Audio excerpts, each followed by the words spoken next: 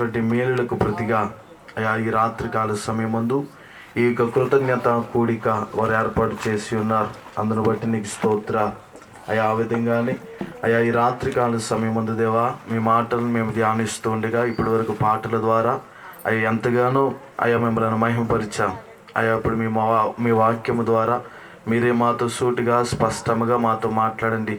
నిలబడి ఉన్నది ఎవరైనప్పటికీ మాట్లాడేది నేనే అని వాగ్దానం ఇచ్చి ఉన్నారు అయా. మీ దాసుడునైనటువంటి నేను దీనుడను అల్పుడును జ్ఞానము లేనివాడును శక్తి లేనివాడును అయినప్పటికీ నన్ను నిలబెట్టి మీ జ్ఞానము చేత మీ శక్తి చేత మీరే మాతో మాట్లాడండి అయా. వినగల చెవిని గ్రహింపగలిగే మనసును మాకు దయచేయండి. విన్నదానిని వదిలేసే వారముగా కాకుండా మా యొక్క హృదయాలలో భద్రపరుచుకుని నీకు అడుగు జాడల్లో నడిచేటువంటి గొప్ప ధన్యత మా అందరికీ దయచేయమని యేసు క్రీస్తు అధికార కలిగిన నామములో ప్రార్థన చేసి అడిగి వేడుకొనుచున్నాం పరమ తండ్రి, ఆమేన్. అందరికీ వందనాలండి. కొద్ది సమయం దేవుని యొక్క వాక్యాన్ని ధ్యానం చేసుకుందాం క్లుప్తంగా. ప్రతి ఒక్కరు మీ పరిశుద్ధ గ్రంథం తెరవండి. బైబిల్ గ్రంథంలో నుండి నిర్గమకాండము 33వ అధ్యాయం.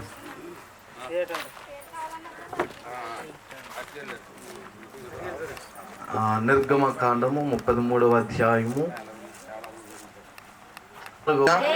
దేవుడు మనతో ఉంటే అది ఎంతో లాభము మేలు అని దేవుని యొక్క వాక్యంలో రాయబడి ఉంది. అయితే ఆ లాభం ఏమిటి, ఆ మేలు ఏమిటి అన్న దానిని రాత్రికాల సమయం ముందు క్లుప్తంగా దేవుని యొక్క వాక్యంలో నుండి మనం కొన్ని వచనాలు ధ్యానం చేద్దాం రండి. నిర్గమకాండము 33వ అధ్యాయము 14వ వచనాన్ని మనం చదువుకుందాం. అందుకు ఆయన నా సన్నిధి నీకు తోడుగా వచ్చును, నేను నీకు విశ్రాంతిని కలగచేసేదనగా. దేవునికి స్తోత్రం, హల్లెలూయా. ఏమని రాయబడి ఉన్నది అంటే అందుకు ఆయన నా సన్నిధి నీకు తోడుగా వచ్చును, నేను నీకేం కలగజేస్తాను అంటే విశ్రాంతిని కలగజేస్తాను అని దేవునికి వాక్యంలో రాయబడి ఉంది. ప్రియమైనటువంటి దేవునికి సంగమా, మనం చాలా జాగ్రత్తగా ఆలోచన చేయాలి. దేవుడు మనతో ఉంటే లాభం ఏమిటి, దేవుడు మనతో ఉంటే మేలేమిటి అని కనుక మనం ఆలోచన చేసినట్లయితే మొదటి మేలు లేక మొదటి లాభం ఏమిటి అంటే ఆయన సన్నిధి మనకు తోడుగా ఉంటుందట. దేవునికి స్తోత్రం, హల్లెలూయా.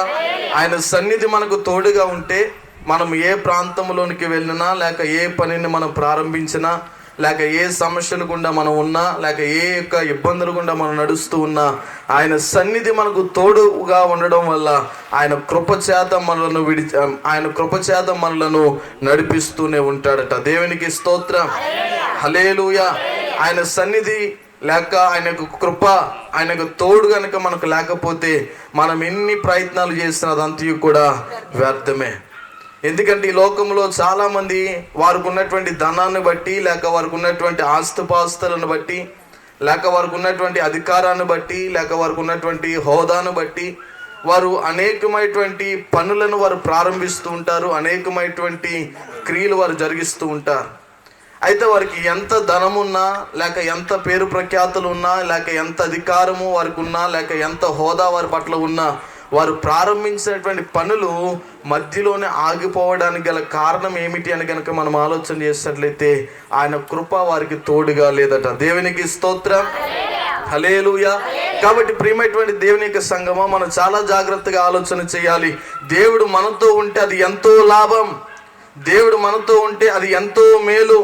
ఆ లాభం ఏమిటి, ఆ మేలు ఏమిటి అని కనుక మనం ఆలోచన చేసినట్లయితే ఆయన సన్నిధి నిరంతరము కూడా మనకు తోడుగా ఉండి మనల్ని నడిపిస్తూ ఉందట. దేవునికి స్తోత్రం, హల్లెలూయా.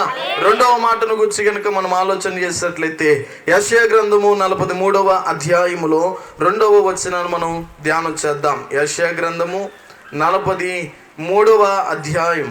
యెషయా గ్రంథము 43వ అధ్యాయము 2వ వచనం. నీవు జలములలో బడి దాటినప్పుడు నేను నీకు తోడయిందును, నదులలో బడి వెళ్ళినప్పుడు అవి నీ మీద పొర్లి పారవు, నీవు అగ్ని మధ్యను నడిచినప్పుడు కాలిపోవు, జ్వాలలు నిన్ను కాల్చవు. దేవునికి స్తోత్రం, హల్లెలూయా. ఏమని రాయబడి ఉంది దేవునికి వాక్యములో అంటే నీవు జలములలో బడి దాటినప్పుడు నేను నీకు తోడై ఉంటాను. నీవు నదులలో బడి వెళ్ళినప్పుడు అవి నీ మీద పొర్లి పారవు. ఆ విధంగానే నీవు అగ్ని మధ్య నడిచినప్పుడు నీవు కాల్చబడవు, జ్వాలలు నిన్ను కాల్చవు, ఎందుకంటే నా సన్నిధి నీకు తోడై ఉంటుంది అని దేవుని యొక్క వాక్యము చెప్తా ఉంది. ప్రియమైనటువంటి దేవుని యొక్క సంగమం, మనం చాలా జాగ్రత్తగా ఆలోచన చేయాలి. దేవుడు మోషేతో ఆయన యొక్క సన్నిధి నాకు తోడుగా ఉంది, నా సన్నిధి నీకు తోడుగా ఉంటుంది, నేను నీకు విశ్రాంతిని కలగజేస్తాను అని చెప్పి దేవుడు మోషేతో ఎందుకు చెప్పాడు అని కనుక మనం ఆలోచన చేసినట్లయితే, నిర్గమకాండము 3వ అధ్యాయంలో 7వ వచనంలో ఇశ్రాయేలు ప్రజలు ఐగుప్తు దేశంలో వారు బానిసలుగా వారు ఉండినప్పుడు దేవుడు ఆ బానిసత్వపు సంఖ్యల నుండి విడిపించడానికి దేవుడు మోషేని ఎన్నుకున్నాడు. దేవునికి స్తోత్రం, హల్లెలూయా. 3వ అధ్యాయము మొదలుకొని ఆ విధంగానే 13వ అధ్యాయము 17వ వచనం వరకు ఐగుప్తు దేశంలో ఇశ్రాయేలు ప్రజలను బట్టి దేవుడు మోషేను వాడుకున్నాడట. మోషేను వాడుకొని ఆ ఐగుప్తు రాజుగా అయినటువంటి ఫరోకు భయము పుట్టించినంతగా ఐగుప్తు దేశంలో భయంకరమైనటువంటి గొప్ప కార్యాలు, అద్భుతమైనటువంటి కార్యాలు దేవుడు మోషే ద్వారా జరిగించి చివరికి ఐగుప్తు యొక్క రాజు అయినటువంటి ఫరోకు భయము పుట్టించినంతగా దేవుడు మోషే ద్వారా గొప్ప కార్యాలు జరిగించాడు. అయితే నిర్గమకాండం 13వ అధ్యాయం 17వ వచనంలో ఐగుప్తు దేశంలో ఇశ్రాయేలు ప్రజల బానిసత్వం నుండి విడుదల పొందుతారు. విడుదల పొంది దేవుడు ఇశ్రాయేలు ప్రజలకు ఇచ్చినటువంటి పాలు తేనెలు ప్రాంత దేశానికి వారు ప్రారంభించడం మొదలు పెడతారట. ప్రయాణాన్ని ప్రారంభించడం మొదలు పెట్టబడినటువంటి తదుపరి 19వ అధ్యాయంలోనికి వచ్చేసరికి వారు 3వ నెల ఆరంభ దినమందు వారు ఎక్కడికి వస్తారంటే సీనాయి అరణ్య ప్రాంతానికి వారు వస్తారు. దేవునికి స్తోత్రం, హల్లెలూయా. సీనాయి అరణ్య ప్రాంతానికి ఆ ఇశ్రాయేలు ప్రజలందరూ కూడా వచ్చినప్పుడు దేవుడు మోషేని సీనాయి పర్వతం మీదకి పిలుస్తారు. పిలువబడినటువంటి తదుపరి మోషే గారు సీనాయి పర్వతాన్ని ఎన్నిసార్లు ఎక్కారు అని కనుక మనం ఆలోచన చేసినట్లయితే సుమారు 8 సార్లు ఆ పర్వతం ఎక్కినట్లుగా దేవుని యొక్క వాక్యంలో రాయబడి ఉంది. అయితే ఆ పర్వతం మీద దేవుడు మోషేతో చెప్తున్నటువంటి పని ఏమిటంటే, ఇశ్రాయేలు ప్రజలు ఏ విధంగా నడవాలి, వారికి నా కృప ఏ విధంగా ఉంటుంది, ఆ విధంగానే వారు వెంట నేను నా కృప ఏ విధంగా కుమ్మరిస్తాను, ఆ విధంగానే నిబంధన మందసం ఏ విధంగా ఉండాలి, ఆ విధంగా నిబంధన మందసం ఏ విధంగా తయారు చేయబడాలి, ఆ విధంగానే ప్రత్యక్ష గుడారము వారు ఏర్పాటు చేసుకోవాలి అని ఇవన్నీ కూడా ఆ విధంగానే రాతి పలకలు మీద ఆ విధంగానే దేవుడు తనకు వ్రేలు చేత రాసిచ్చినటువంటి ఆ రాతి పలకల మీద కూడా ఆ సీనాయి పర్వతం మీద మోషేకు దేవుడు ముఖాముఖిగా దేవుడు మోషేతో మాట్లాడతాడు. అయితే ముఖాముఖిగా మాట్లాడబడినప్పుడు మోషే 40 దినములు ఆ సీనాయి పర్వతం మీద ఉండినప్పుడు ఆ యొక్క ఇశ్రాయేలు ప్రజలందరూ కూడా మోషే ఏమైపోయారో అన్నట్లుగా వారు భావించి వారు దేవుడిచ్చేటువంటి ఆజ్ఞను మీరి ఒక అన్య దేవతను వారు ఆరాధించినట్లుగా వారి యొక్క విశ్వాసాన్ని వారు అక్కడ ప్రారంభిస్తూ ఉంటారు. అయితే ఆ సందర్భము ముగిసిన తదుపరి ఆ మోషేను బట్టి దేవుడు మోషేతో చెప్తున్నటువంటి మాటలు ఏంటంటే, ఇదిగో మోషే, నేను నీకు తోడుగా ఉంటాను, నా సన్నిధి నీకు తోడుగా వస్తుంది, ఆ విధంగానే నేను నీకు విశ్రాంతిని కలుగజేస్తాను అని చెప్పి దేవుడు మోషేను బలపరుస్తూ ఉన్నాడట. దేవునికి స్తోత్రం, హల్లెలూయా. ప్రియమైనటువంటి దేవునికి సంగమం, మనం చాలా జాగ్రత్తగా ఆలోచన చేయాలి. దేవుడు మన వెంటే ఉంటే, దేవుడు మనతోనే ఉంటే అది ఎంతో లాభము. మనం ఊహించని రీతిలో, మనము ఊహించని కార్యాలు మన పట్ల జరిగిస్తూనే ఉంటాడు. ఏ విధంగా అని కనుక మనం ఆలోచన చేసినట్లయితే దానియేలు గ్రంథము 3వ అధ్యాయము